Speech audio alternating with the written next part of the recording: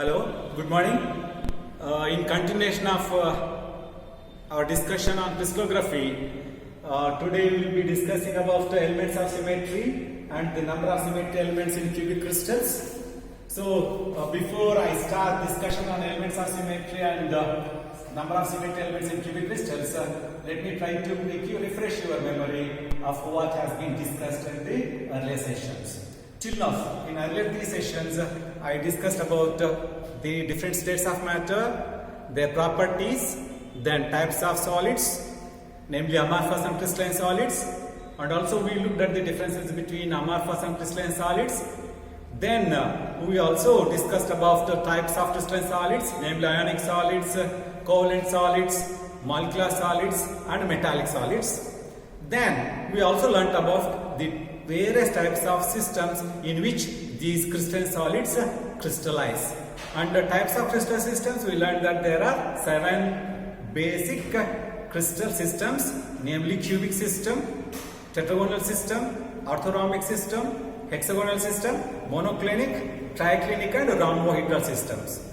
So these are the 7 types of basic crystal systems in which all the crystalline solids will be crystallized. And when I discussed about the differences between amorphous solids and crystalline solids, we have seen various differences and we learned that crystalline solids are anisotropic, they possess sharp melting points, they possess definite geometry, and they have definite enthalpy of fusion. Whereas, on the contrary, the amorphous solids do not possess definite geometry, nor they possess sharp melting point, nor they have a definite enthalpy of fusion. These differences are just because of the difference in the arrangement of particles in crystalline solids and amorphous solids.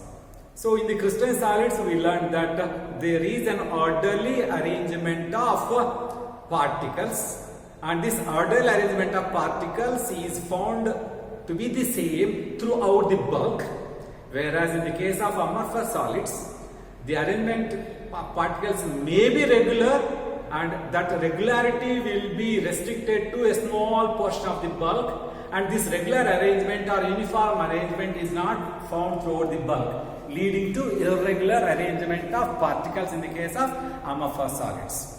So this is what we discussed, and in continuation of that, because of regular arrangement of particles in crystalline solids possess symmetry. So the important characteristic property of crystalline solids is that the crystalline solids possess symmetry. So what is meant by symmetry? Consider our own body. When we look at the body, and if you assume that this is the center, so both the sides of the center we have 2 eyes, 2 hands, 2 legs, leading to what? Symmetry of our body. So this symmetry in our body is responsible for the stability of our body also. Similar, why this is leading to symmetry? Because we have seen the arrangement of various organs of our body are symmetrically distributed on both the sides of the center. So in the same way, in the crystalline solids, there is a symmetry. So how to account for symmetry in crystalline solids? So in order to look into symmetry of crystalline solids, we look at what are the different elements of symmetry. So we have 3 elements of symmetry, namely plane of symmetry,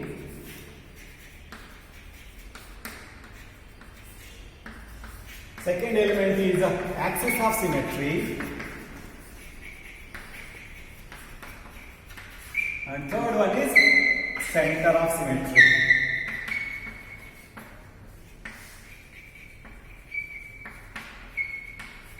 So these are the 3 different types of symmetry elements that we find in crystalline solids. So a crystalline solid may possess 1 or more elements of symmetry. There are certain crystals like triclinic system where only center of symmetry is present, and there are cubic systems where all the 3 elements of symmetry are present. So any crystal would possess either 1 or more elements of symmetry. So presence of these symmetry elements indicates the presence of symmetry in the cubic crystals. So now let us discuss one by one. The first symmetry element is the plane of symmetry. So what is this plane of symmetry? So a crystal is said to possess plane of symmetry if an imaginary plane. So a crystal is said to possess plane of symmetry if an imaginary plane cuts the crystal into two halves such that each half is the exact image of the other half. For example, if you have a cubic crystal of this fashion, so if we consider an imaginary plane like this, so when we cut this crystal along this plane, we get two halves of this crystal and each half is the mirror image of the other half. So plane of symmetry is nothing but an imaginary plane which cuts the crystal into two halves such that one half is the exact image of the other half. Okay, so we can in the diagram we can see. So these are two planes shown in the model. So if you cut this crystal along this plane, you get two halves which are mirror images of each other.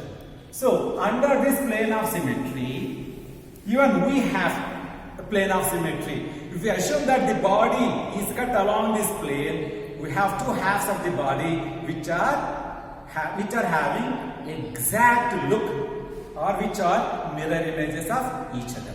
So I have shown you this cubic crystal where two planes are shown. So along this plane, if you cut the crystal, you get two of these two halves, and if you cut the crystal along this plane, you get two halves which are having mirror image relation. Right. So under this plane of symmetry, we have two types, namely rectangular plane of symmetry and diagonal plane of symmetry. So we have two types of planes of symmetry, namely rectangular and diagonal. So what is the rectangular plane of symmetry? So if you look at this crystal, you have one plane of symmetry. This is a rectangular plane, and this is another rectangular plane, and this is the third rectangular plane. So this is the model showing the rectangular plane of symmetry. So what is rectangular plane of symmetry? So if you consider this plane, so when you cut this crystal along this rectangular plane, you get two halves where the face of the crystal is rectangular. So what is the face of a crystal? The plane surface of the crystal is called face. So when you cut the crystal along this rectangular plane, you get two halves and the cut surface will be having rectangular shape. That's why these type of planes are called rectangular planes. And second type of planes of symmetry or plane of symmetry is diagonal plane of symmetry. Look at this. Two diagonal planes of symmetry are shown in the model. So when you cut the crystal along these planes, you get two halves which will look like a prism. So the cut surface is having rectangular shape, but the halves that you obtain upon cutting the crystal along this diagonal plane, they look like prisms. So the planes of symmetry are of two types, namely rectangular plane and diagonal plane of symmetry. So if this element of symmetry is present in the crystal, then such a crystal is said to possess symmetry. Then second symmetry element is axis of symmetry.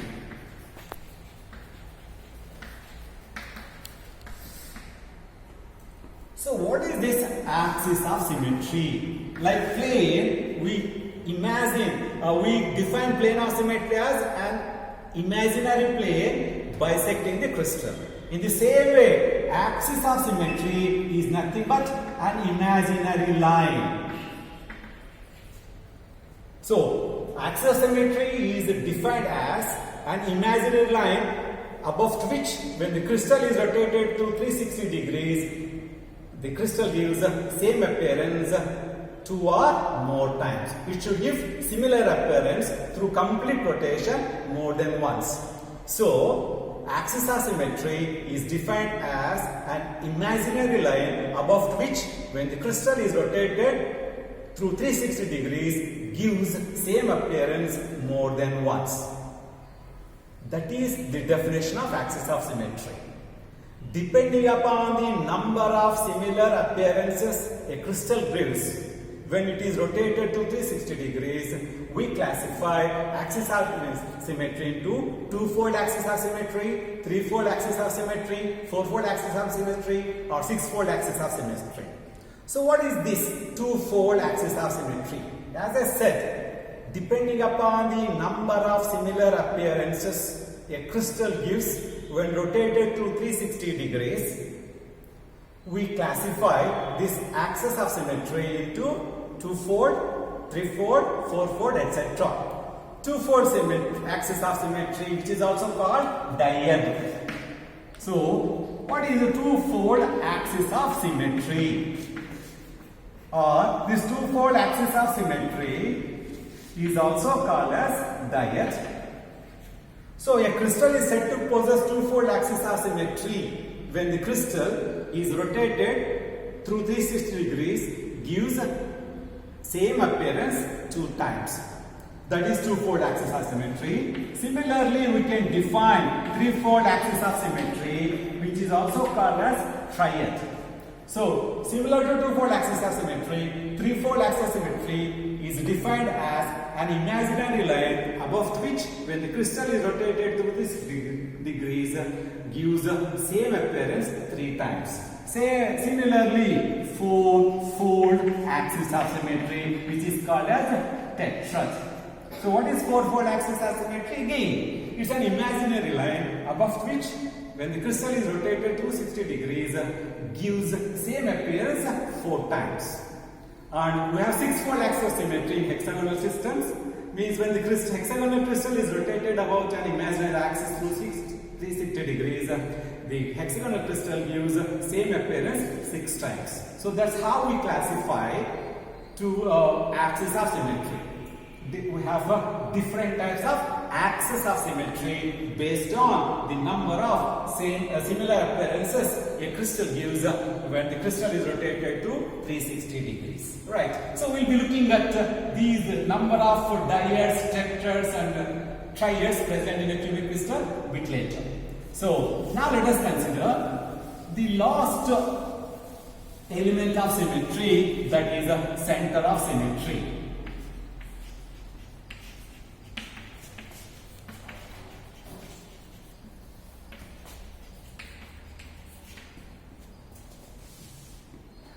All of us are familiar, it's a general knowledge that, our common sense that every body possesses only one center of symmetry.